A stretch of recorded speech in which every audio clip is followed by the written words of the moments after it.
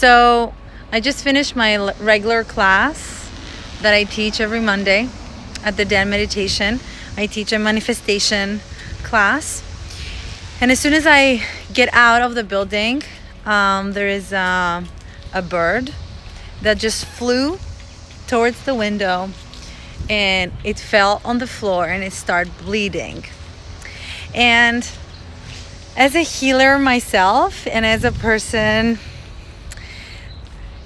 that I work with helping people through therapy sessions, and I help people, get over their traumas and other things like that. As soon as I saw that,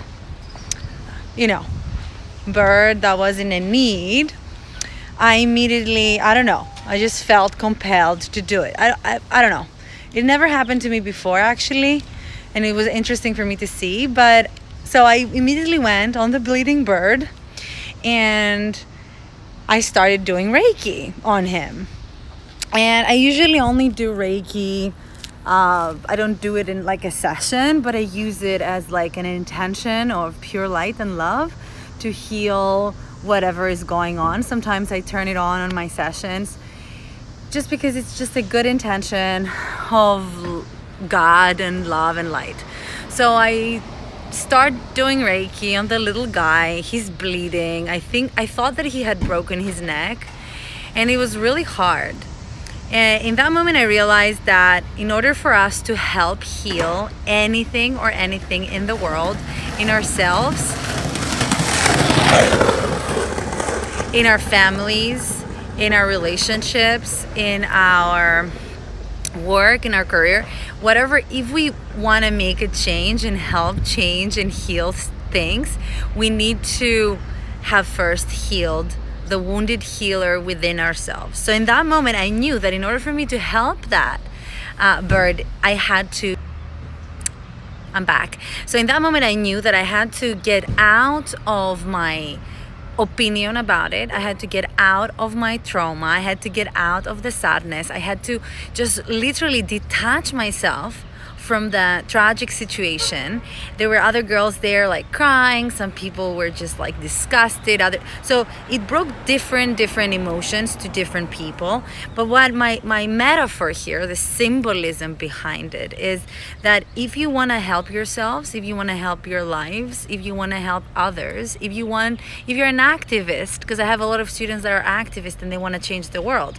If you do have the intention to heal and change the world, the only way to do it from a pure, authentic place is to first heal yourself. So when you're healing and helping to change your environment and other people, you can do it from a detached place. So going back to the example, I would have never been able to do Reiki or help that little guy if I was crying, or if I was sad, or if that specific situation reminded me of a loss of a beloved or of a loss of somebody else.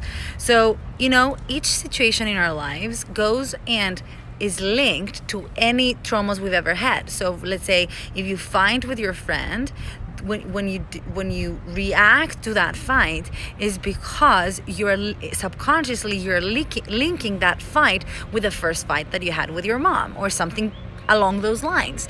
So in order to change any relationship, to help any relationship, to change any situation, we need to heal ourselves first. So going back to the story, I did Reiki on the little guy for 5 minutes, and then all of a sudden he turned around and started walking. So probably his neck was not broken. He was in shock. He was not bleeding anymore. So he started walking. And then I stayed there with him a few more moments, maybe another 15 minutes, doing Reiki on him. I gave him some water and some food. And I could see that his heart rate was going down, and he was calming, and he was relaxing. And I was impressed by myself, by the fact that I kept my calm and I didn't get involved emotionally with it. And then at some point at the end, after like altogether 30 minutes, I found myself realizing that I don't think he can fly like I think like one of his wings probably is broken. So I called animal services, I called animal control, I called the wild bird whatever here in the United States. Things are very like evolved, and I haven't figured it out yet. I still need to call a couple of people and see how they will come and help him.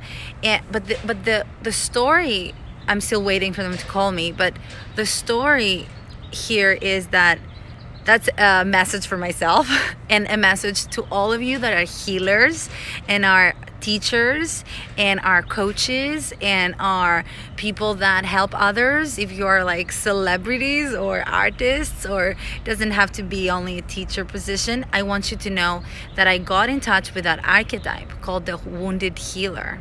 In our psyche and in our subconscious mind, there is the wounded healer, who is the archetype of the centaur in the mythology of ancient Greece. And if you guys know the story of the centaur, Chiron, the wounded healer, the centaur, who was immortal, and he was able to save and heal hundreds of people and because he was immortal and he was a healer, so he had this magical power to heal.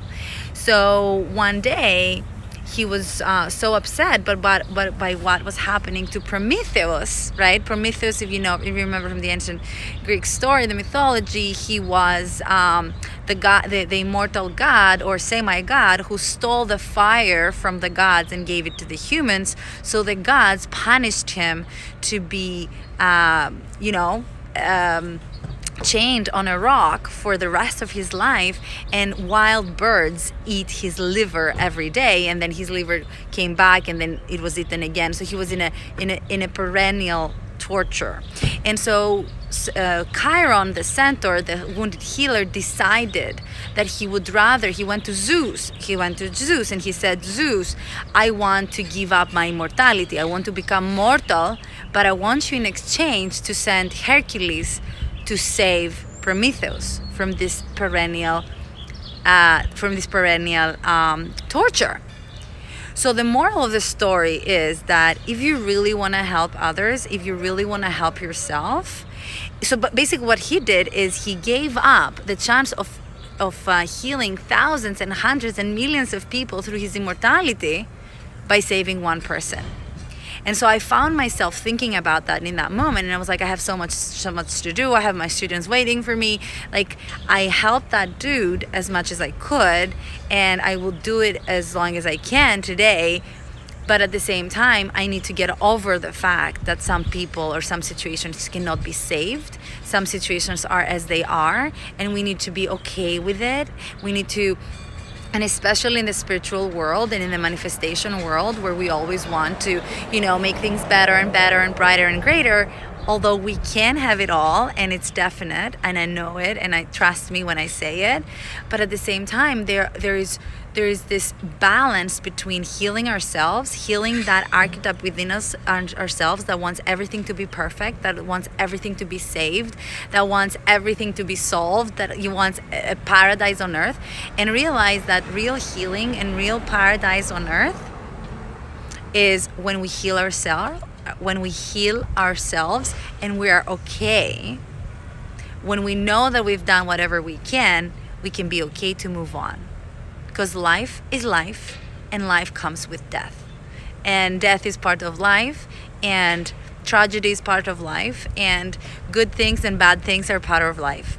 So in any case, that I haven't been online for a while, and I just missed you all, and I just had this inspiration because this story was a really great reminder for me. It was a great reminder that we do the best we can. We show up and we do it wholeheartedly. We do it well. We show up for others. We show up for ourselves. We do the work for ourselves. We do the work for others. But first, doing the work for ourselves. Doing the work within ourselves. And then caring. So caring about others. So a friend of mine saw me on the pavement while I was doing the whole thing. He was like, you're a good person. And in that moment, I was like, you know what? We can all be good persons. And we can all do just a tiny bit each day to help others, to just give back in a sense. with the balance of the wounded healer. So with the balance that we cannot save everything, right? But we can do the best we can.